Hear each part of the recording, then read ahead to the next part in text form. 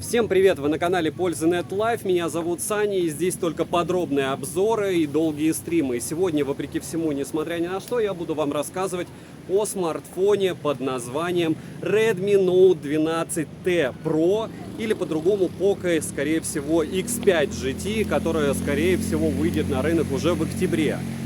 Я поменял чуть-чуть локацию. Обычно на лайв-канале я одним кадром рассказываю о устройствах не со стабилизатора, а это палка штативная, такой штатив длинный, примерно метр от меня. Разумеется, стаб никакой, в принципе, идеально не вывозит, более-менее iPhone 14 Pro Max вывозил.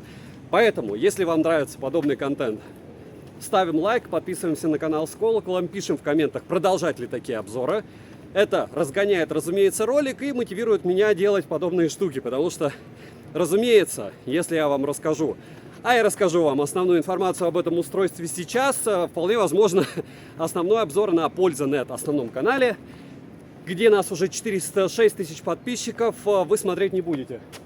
Да, я специально иду вот по такой штуковине, для того, чтобы вы еще и слышали мою древнюю отдышку. Безумно жарко, рассеянный свет. Про смартфон. Первое. Это IPS-экран, то есть никакого шима. Второе. Яркость для IPS просто космос. 542 нита. Третье. На лайв-канале у меня уже был на него обзор. Обычная распаковка, чтобы вы увидели комплект и узнали, сколько весит упаковка. И второе. На лайв-канале у меня уже был, получается, обзор данного устройства в играх. Что мы узнали в играх? Что яркость он сбрасывает, но до вполне адекватных 400 с лишним нит. 430, притом он сбрасывает ее практически сразу.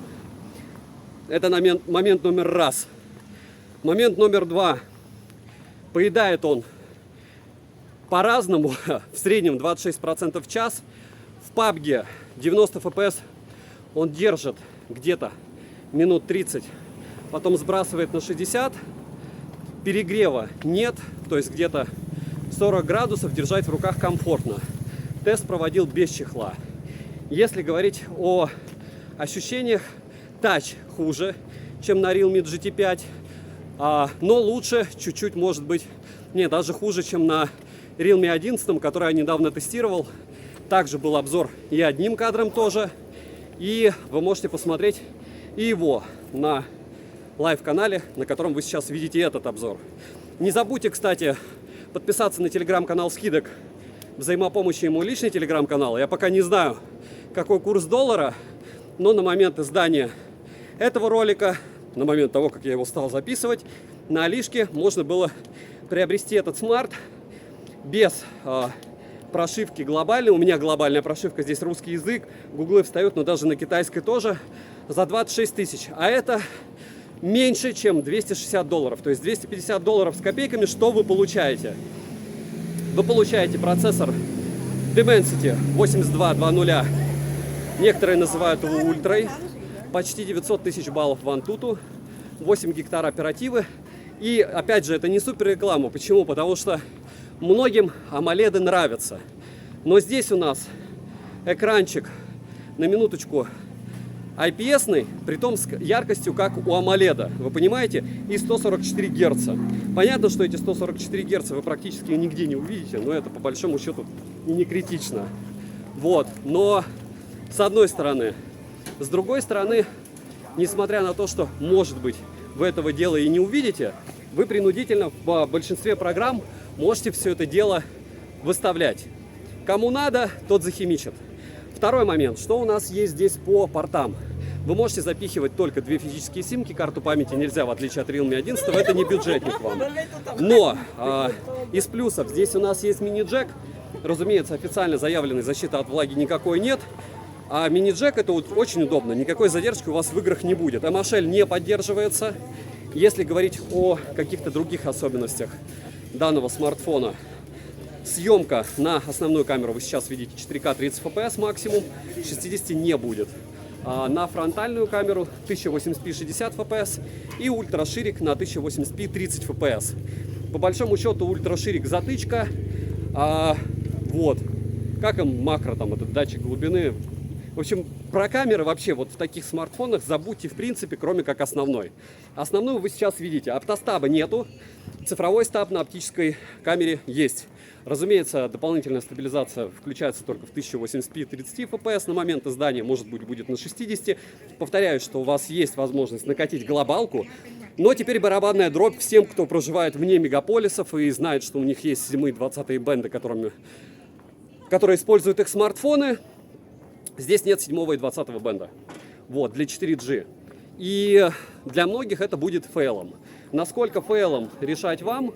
Но, кстати, вот посмотрите. Но то, что можно приобрести китайскую версию за $260, получить 900 тысяч баллов в Antutu, 74 тысячи баллов в Storage тесте, даже 30 минут игры в PUBG в 90 FPS, стабильный стриминг на 1080p 30 FPS во время, кстати, игры в PUBG, но это дорого стоит, и я вам скажу, что это стоит намного дороже, чем они хотят за этот смарт. И в этой ситуации я уверен, что Poco за $260 это не выгрузит. Они выгрузят где-то за 320. Я бы на их месте дешевле, чем $320 от него не требовал. Почему? Потому что это IPS. Все спрашивают, есть ли нормальные IPS вообще. То есть это потребность рынка. Пусть, может быть, не так много людей, но эти люди реально готовы покупать. И вот эта вот IPS-очка, она просто шик, блеск, красота. Учитывая герцовку, яркость и все остальное. Но особенно яркость. От яркости я, конечно, в прямом смысле в шоке, потому что я не надеялся, что может быть такая радость. Если говорить о, допустим, чем еще? О комплекте. Стандартно все. 66 Вт зарядка. У меня он заряжался за 55 минут и один раз за 49. Сколько он выбивает в PC-марке и остальном, вы узнаете в ролике. В основном, так же, как и сколько он поедает на YouTube. Повторяюсь, что можете посмотреть еще, как он в линию в Твиче в 1080p стримить мог. Повторяюсь, что это все одним кадром. И, в принципе, сейчас я проверю, сколько мы уже минут общаемся. Ох ты, ешки, а он что, сбросил? Прикиньте, придется склеивать. То есть склейку вы не увидите, но он по какой-то причине сбросил запись. Сейчас я буду проверять. В целом, подписывайтесь на канал с колоколом, ставьте лайк за труды, пишите в комментах, что еще купить на обзор. Я не знал, что есть ограничение на 4К 30 FPS. Но вот так. Зум вы увидите сейчас. И пишите, интересны ли разные локации, потому что локаций у меня море. Думаю, вам, в принципе, будет достаточно, если я буду тестировать данное устройство также в стандартных условиях у себя на локациях, где я обычно их гоняю, но уже в основном обзоре вы увидите, как он себя ведет на тех же там камнях, рядом с храмом истины и все остальное. Девайсу от меня однозначное да, аналогов нет, особенно вот эти деньги сейчас.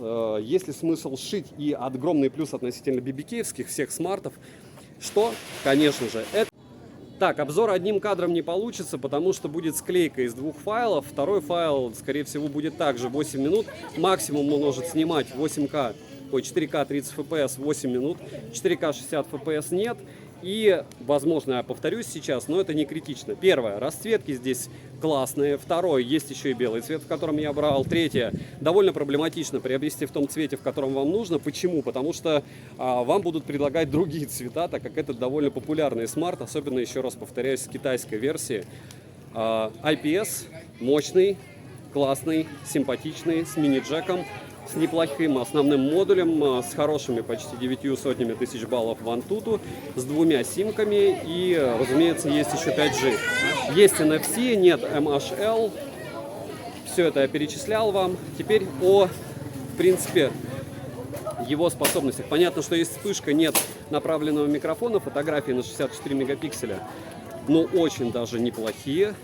И, наверное, нет смысла мне еще гонять его 8 минут, потому что основное я рассказал. В основном ролике вы увидите PC-марки и структурированную информацию. Шима, разумеется, нет, так как это IPS, если еще кто-то раз спросит. Я удивлен, конечно, потому что об ограничении Smart не предупреждает. Еще раз несколько прогоню по 8 минут. Если так и будет, то напишу вам в комментах. Сколько весит файл, я также напишу. Девайсу от меня однозначное да. Не забудьте подписаться на телеграм-канал «Скидок взаимопомощи», мой личный телеграм-канал. Сегодня, вот на момент издания, это однозначный топ за свои деньги, если вам не нужны бенды. В отличие от BBK, он не блокируется. Я повторяю, что BBK китайские рилмы свои блокировали, OnePlus блокировали. Они не блокировали только Vivo и IQ.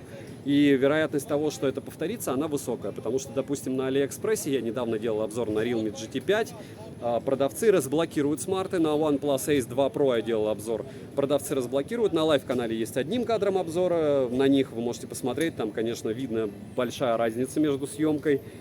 Хотя, говорю, повторяю, что у меня есть администратор Дмитрий Гордиенко, тебе привет. И он все удивляется, что у него Realme GT 2 Pro на том же сенсоре, что Oppo Find X6, X5 Pro, а съемка небо и земля. Еще много таких примеров я могу. Даже вроде бы один концерн, а Oppo снимает прям шик, блеск, красота. Но там, в отличие от, в принципе, всех железок, мало того, что сенсор, может быть различные материалы для оптики, т.д. и т.п. И, разумеется, ПО вроде бы одно и то же, но оно разное.